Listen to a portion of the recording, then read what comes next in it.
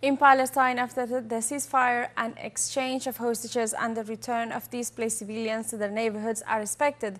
From the Gaza Strip, our collaborator Huda Hegazi brings us more information. En el día de hoy, fuentes hebreas e israelíes mostraron los detalles. Today, Hebrew Israeli sources provided details about the hostages for prisoner swap, which will be held on Saturday. Furthermore, they explained that what would be happening further, including the procedure that Gazans must follow to come back to northern Gaza.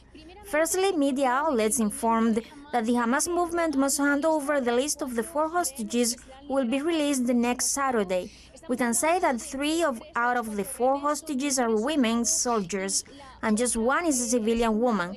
They further ensured that after the delivery of this list, which is scheduled on Friday on Saturday, the hostages for prisoner swap will be carried out, in which the Hamas movement should release these 4 women, and in turn the Israeli regime should release a figure of female Palestinian prisoners, but so far they haven't said the accurate number. However, by the time that hostages for prisoner swap takes place, which is estimated to be held at 4 p.m., the Hamas movement must release these 4 hostages at the International Red Cross, and this one will be in charge of taking them to the border crossings, where the head of the Mossad, Shabbatat Shabit, as well as the representatives of the Israeli forces, will pick them up, so they will take them to a care center to check that they are healthy, and later they will take them to their families. Right after completing such process, the Israeli regime should initiate to withdraw from the Netzari checkpoint, which is really set to split the north from the south of the Gaza Strip.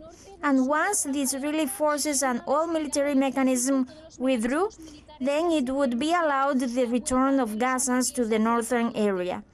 Notwithstanding, on Saturday, by the time the 4 hostages be released, the Hamas movement is planning to hand over the list of the rest of hostages who will be released in this first phase, amounting to 33 hostages. Besides, Hamas will indicate those hostages remaining alive and those who passed away.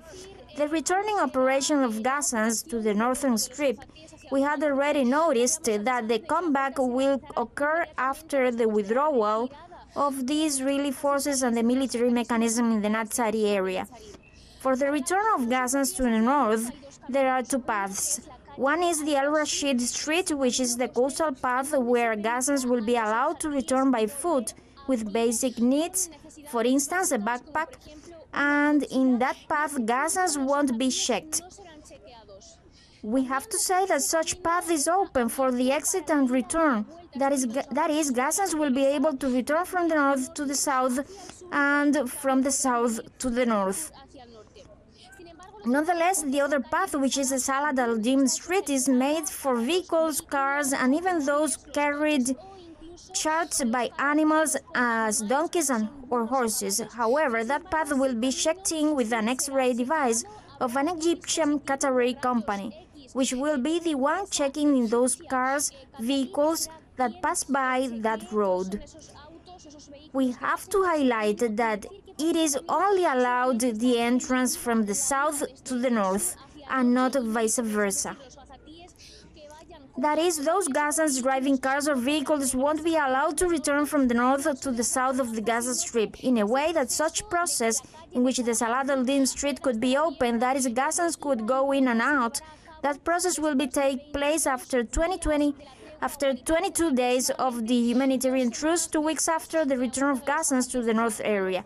And that is what the Israeli regime issued today, but we are still waiting for the official statement to be made by the Hamas movement, which will be issued late Friday or even on early Saturday, the day in which hostages will be released. A primeras horas del sábado, el día en el que se liberarán los rehenes.